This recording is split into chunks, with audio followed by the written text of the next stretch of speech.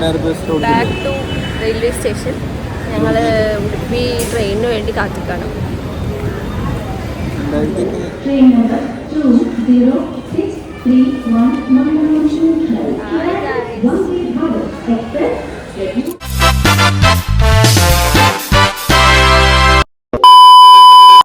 ഒരു 8:30-ക്കുള്ള ട്രെയിൻ കയറിയിട്ട് ഞങ്ങൾ പിന്നെ പുതച്ച് മൂടി കിടന്നു. കണ്ണ് തുറക്കാൻ പറ്റിയത് മാംഗ്ലൂർ ജംഗ്ഷനിൽ എത്തിയപ്പോഴാണ്. അവിടുന്ന് പിന്നെ റിഫ്രഷ്മെൻറ്റ്സ് ആയിട്ട് ചായയും പിന്നെ ബിസ്ക്കറ്റൊക്കെ മേടിച്ച് കഴിക്കലായി. അധികം റിസ്ക് എടുക്കാൻ പറ്റാത്തതുകൊണ്ട് ഞങ്ങൾ കാര്യമായിട്ടുള്ള സാധനങ്ങളൊന്നും മേടിച്ചില്ല. ജസ്റ്റ് ഇത് വെച്ച് ഞങ്ങൾ തട്ടിക്കൂട്ടി. ഇത് നോക്കിയേ, ഇതൊരു വല്ലാത്തൊരു ഫേസ് കട്ടില്ലേ. നമുക്ക് ഈ മുഖം നോക്കിയാൽ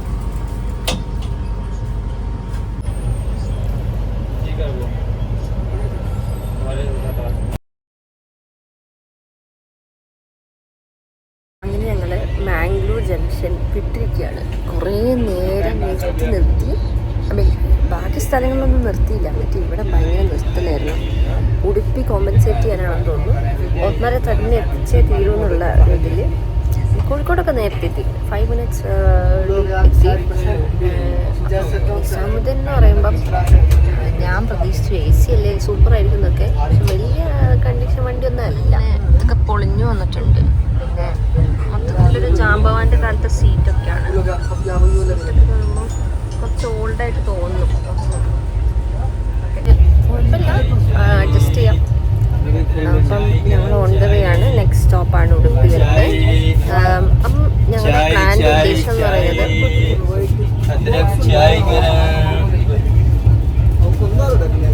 ഞങ്ങൾ ഈ ഒരു ജേർണിയുടെ ഉദ്ദേശം എന്ന് പറയുന്നത് എൻ്റെ ഒരു കൊളീഗിൻ്റെ കല്യാണം ഉണ്ടായിരുന്നു. അപ്പം അത് അറ്റൻഡ് ചെയ്യാനും പിന്നെ അത് അറ്റൻഡ് ചെയ്യാനാണ് മെയിനായിട്ട് പോകുന്നത്. നാളെയാണ് കല്യാണം വരുന്നത്.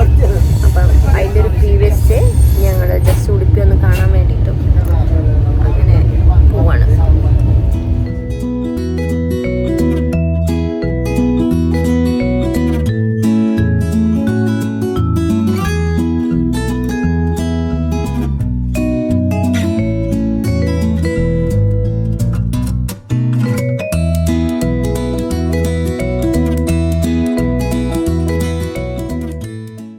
അങ്ങനെ കുറേ നേരത്തെ വെയിറ്റിംഗ് കഴിഞ്ഞിട്ട് 2 o'clock ഒക്കെ ആയി ഞങ്ങളെ ട്രെയിൻ അവിടെ ഉടുപ്പിയിലെ സ്റ്റേഷനിലെത്താനായിട്ട്.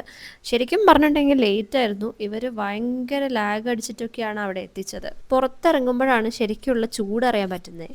ആൻഡ് ഇവിടെ ഈ ഉടുപ്പി സ്റ്റേഷൻ്റെ പുറത്ത് തന്നെ പ്രീപെയ്ഡ് ഓട്ടോ അവൈലബിൾ ആണ്. അങ്ങനെ ഞങ്ങൾ ഒരു ഓട്ടോ എടുത്തിട്ട് ഞങ്ങൾ സ്റ്റേയിലേക്ക് പോയി.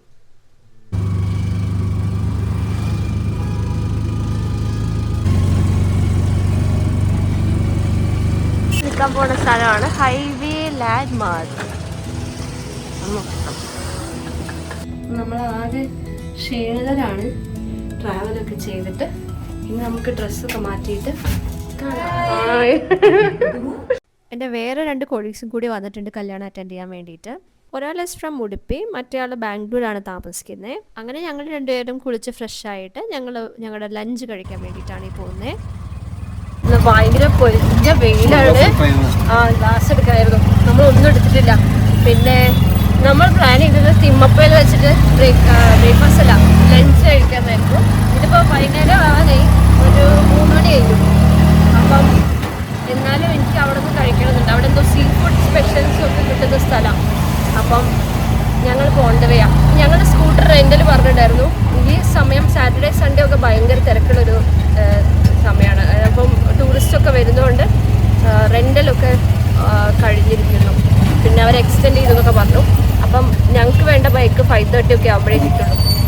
ഞങ്ങൾ എന്ത് ചെയ്തെന്ന് വെച്ചിട്ടുണ്ടെങ്കിൽ ഓട്ടോ പിടിച്ചു. ഓട്ടോ ആണ് കുറച്ചുകൂടി ഈ ഒരു ചൂടിന് നല്ലത്. ഞങ്ങൾ പോവാണ് ഞങ്ങളുടെ ലഞ്ച് കഴിക്കാൻ വേണ്ടിയിട്ട്. ഭയങ്കര വിശപ്പെട്ട് തിമ്മപ്പ എത്തിയിട്ടുണ്ട്. ഇതാണ് ഹോട്ടൽ തിമ്മപ്പ. ഭയങ്കര തിരക്കാണ്. പോപ്പുലർ ആയിട്ടുള്ളൊരു സ്പോട്ടാണെന്ന് തോന്നുന്നു. റെസ്റ്റോറൻറ്റ് സ്പോട്ടാണ്. ഭയങ്കര തിരക്കാണ്.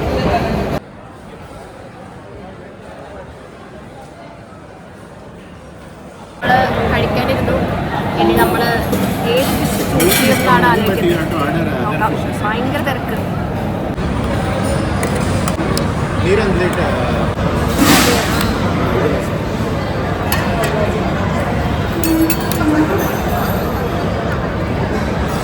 ഇതാണ് നമ്മുടെ മസാല ഫിഷ്, പ്രോൺസ് റോസ്റ്റ്, പിന്നെ തവ ഫ്രൈഡ് ഫിഷ്.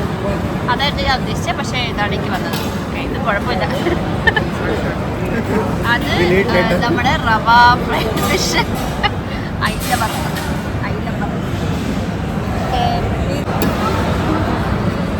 ഇതാണ് ഫിഷ് കറി, ഫിഷ് സാമ്പാർ എന്നാണ് എന്തോ പറയുന്നത്. ഫിഷ് കറിയാണ് ഉദ്ദേശിച്ചത്.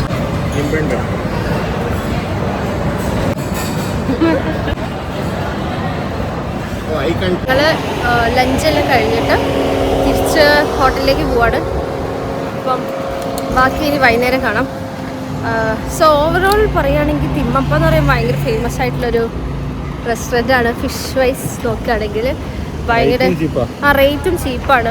ഞങ്ങളിപ്പം അയിലയും പിന്നെ അഞ്ചൽ പിന്നെന്താ അതിൻ്റെ ഫ്രൈയും തവയൊക്കെ മേടിച്ചേ. അപ്പം ഒരു ഫിഷിന് എന്താ 250 ആ റേഞ്ചൊക്കെ ഉള്ളൂ. So it was cheaper. അപ്പം ഇനി നമുക്ക് ഒന്ന് ഹോട്ടലിൽ പോയിട്ട് ഒന്ന് റെസ്റ്റൊക്കെ എടുത്തിട്ട് വൈകുന്നേരം നമ്മൾ ബീച്ചിൽ പോകുന്നതായിരിക്കും. വേറൊരു ഷോപ്പിൽ എൻക്വയറി ചെയ്ത സമയത്ത് ഈ ഒരു സ്കൂട്ടർ അവൈലബിൾ ആണെന്ന് പറഞ്ഞിട്ടുണ്ടായിരുന്നു. പക്ഷേ ഒരു 100 റുപ്പീസ് എക്സ്ട്രാ എന്തോ ആയിരുന്നു ഡിഫറൻസ് ഉണ്ടായിരുന്നു ചാർജസിന്. അപ്പം വീക്കെൻഡ് ചാർജ് വേറെയും ഉണ്ട്. എനിവേ അതെടുത്തിട്ട് ഞങ്ങൾ തിരിച്ച് ഹോട്ടലിലേക്ക് പോവാണ്. ഞങ്ങൾ ഹോട്ടലിലേക്ക് സ്റ്റേയിലേക്ക് തിരിച്ചെത്തി. ഇനി ഒന്ന് റെസ്റ്റ് എടുത്തിട്ട് ബാക്കി വൈകുന്നേരം ഒരു 5-5:30 ആകുമ്പോൾ ഇറങ്ങാമെന്ന് വിചാരിക്കുന്നത്. ഞങ്ങൾ ഒന്ന് ഉറങ്ങി ഫ്രഷായി ഞങ്ങൾ തിരിച്ച് ഉടുപ്പിയിൽ ഒരു സ്പോട്ട് കവർ ചെയ്യാൻ പോവാണ്. മാൽപ്പേ ബീച്ചിലേക്കാണ് പോകുന്നത്. മാൽപ്പേ ബീച്ച്. പക്ഷേ സെൻറ്റ് മേരീസ് ഐലൻഡ് കിട്ടാൻ ചാൻസ് ഇല്ല. കാരണം അവർ 5:30 ആകുമ്പോഴേക്കും ക്ലോസ് ചെയ്യും. മാൽപ്പേ ബീച്ചെങ്കിലും കാണാൻ പോകണമല്ലോ.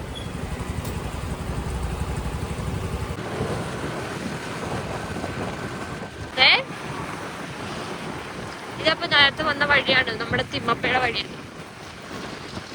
അപ്പോൾ കാണാൻ പറ്റും ആ സൈഡിൽ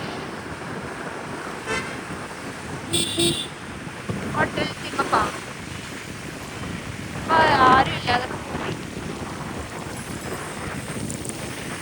അടുത്ത് കുറേ പട്ടിക്കുട്ടിയൊക്കെ ഉണ്ട്. പട്ടീൻ്റെ അമ്മകളും. റോഡ് മൊത്തം കല്ലും മുള്ളും നിറഞ്ഞതായിരുന്നു. കണ്ടോ, നല്ല ഉണക്കമീൻ്റെ മണം. മൊത്തം ഉണക്കമീൻ്റെ ഫാക്ടറിയാണ് മൊത്തം. നല്ല മണം. ഫിഷിംഗ് കമ്പനിയൊക്കെ ഉണ്ട്.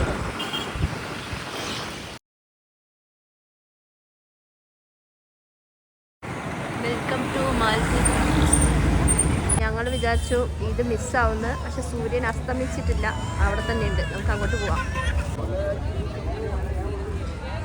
നല്ല കൺഫ്യൂഷൻ നല്ല ഭംഗിയായിട്ട് കാണും.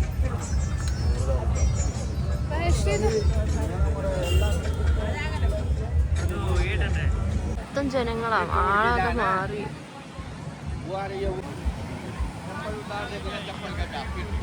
ജനങ്ങളുടെ ഒരു തിരക്കായിട്ടുണ്ട് ഇപ്പോൾ.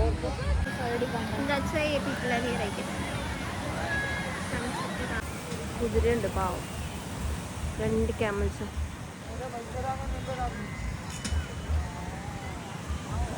ഗോവ പോലെ തന്നെ മാൽപ്പേ ബീച്ചിലും കുറേ ആക്ടിവിറ്റീസൊക്കെ ഉണ്ടായിരുന്നു.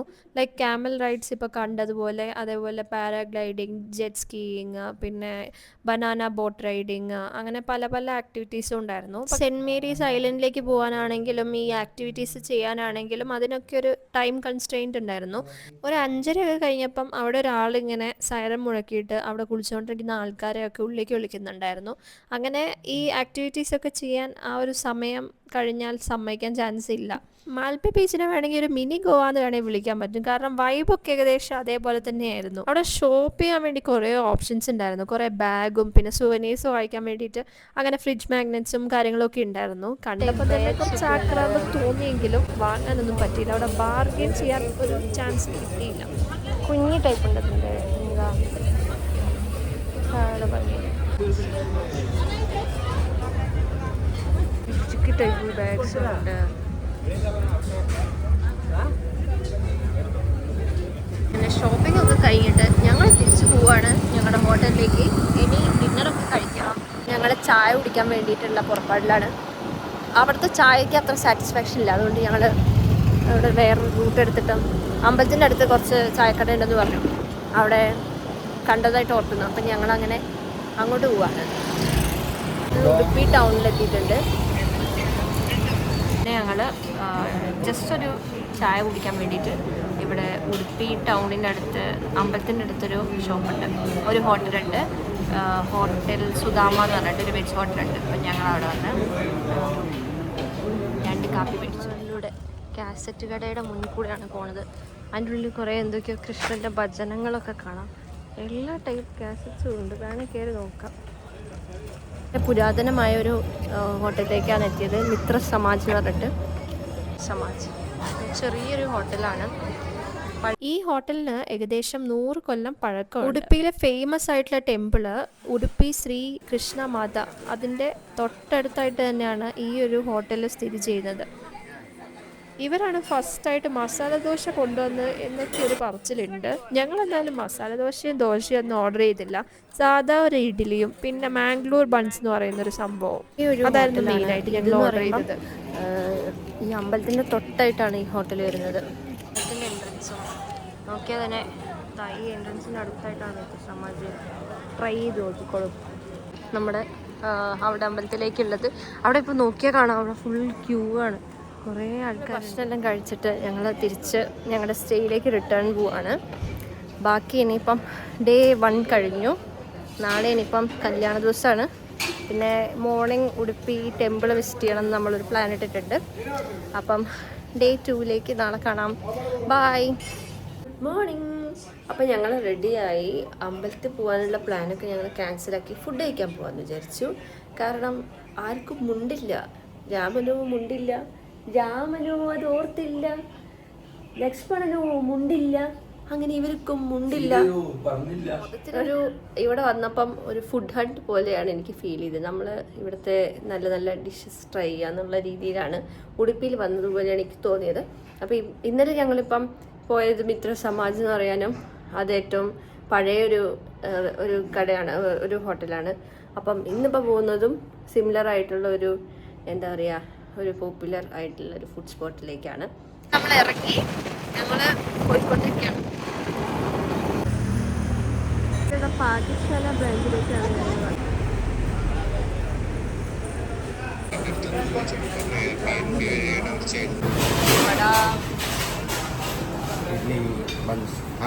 I'm just vlogging.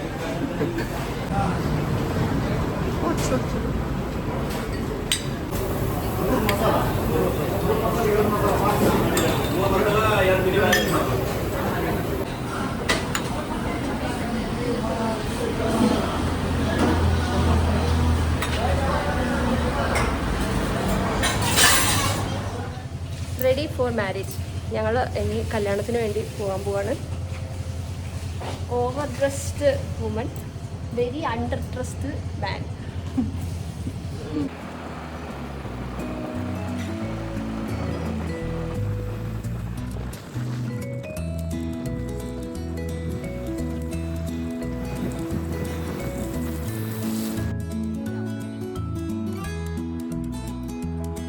ഇതാണ് നമ്മൾ പോകുന്ന ഇന്നത്തെ നമ്മുടെ ഹോൾ. വലിയ ഹോളാണ്. ഇതിനാണ് ഞാൻ ആ സ്കൂട്ടറിൽ ഒരു 10-15 കിലോമീറ്റർ ട്രാവൽ ചെയ്തിട്ട് എൻ്റെ ഷോക്ക് അടിച്ച പോലെ ഇട്ട് മുടി കാണാൻ. മുടി ഒന്ന് സെറ്റാക്കി സാരി ഒന്ന് സെറ്റാക്കണം. എന്നിട്ട് നമ്മൾ കല്യാണ ഹാളിലേക്ക് കയറുന്നതായിരിക്കും.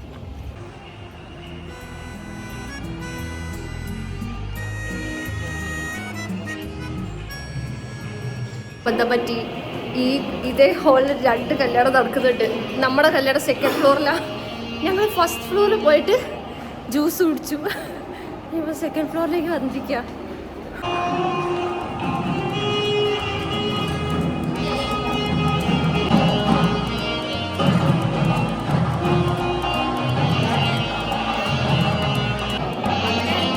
അങ്ങനെ ഞങ്ങൾ കറക്റ്റ് വെഡിങ്ങിന് എത്തിയിട്ടുണ്ട്.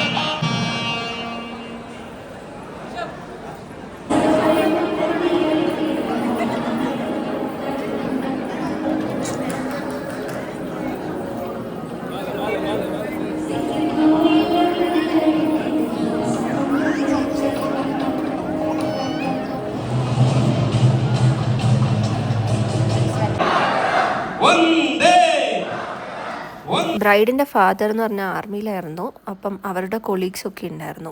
പിന്നെ അവിടെ ഒടുക്കത്തെ തിരക്കായിരുന്നു ഫോട്ടോ എടുക്കാനൊക്കെ ആയിട്ട്. അപ്പോൾ ഞങ്ങൾ ആദ്യം ഫുഡൊക്കെ കഴിച്ചിട്ട് ഫോട്ടോ എടുക്കാമെന്ന് വിചാരിച്ചു.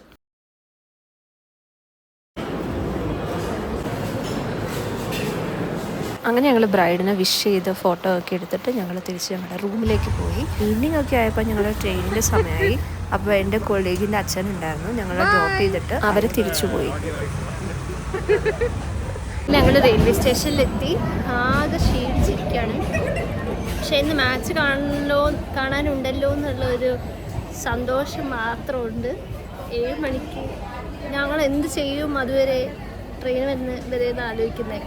പക്ഷെ മാച്ച് കാണാലോ എന്നുള്ളതാണ് ഒരു ടൈം പാസ്. എനിക്കൊരു സന്തോഷമുണ്ട് അല്ലേ. സഞ്ജു ഉണ്ടോ എന്നുള്ളതാണ് എൻ്റെ ഒരു ഡൗട്ട്. സഞ്ജു വരട്ടെ എന്ന് ഞാൻ പ്രാർത്ഥിക്കുന്നു.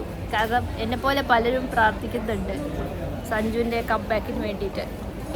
നല്ല ഫോമിൽ സഞ്ജു തിരിച്ച് ക്രിക്കറ്റ് കളിക്കണം എന്ന് പ്രാർത്ഥിച്ചുകൊണ്ട് ഞങ്ങൾ ട്രെയിനിന് വേണ്ടി വെയിറ്റ് ചെയ്തുകൊണ്ടിരിക്കുകയാണ്.